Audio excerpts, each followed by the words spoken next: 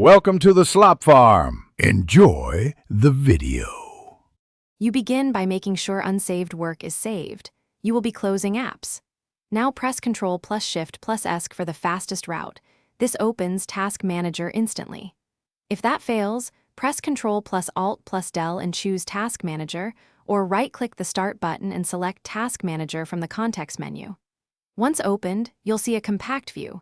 Make sure to click More Details if you need full options. This step gets you into the tool quickly and safely, so you can diagnose or control processes.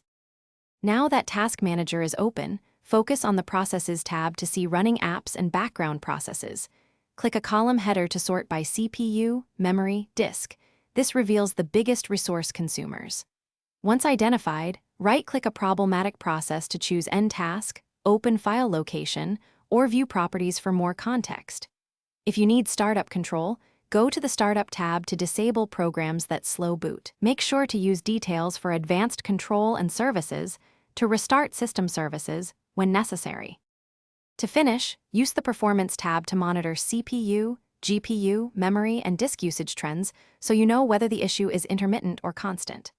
If you need deeper insight, click Open Resource Monitor for per-thread details. If Task Manager will not open, reboot to safe mode or run sfc/scano and dism restore health from an elevated command prompt. This often repairs underlying system issues. Finally, when ending tasks, note the process name and PID. This helps avoid killing critical system processes and aids troubleshooting. Thanks for watching.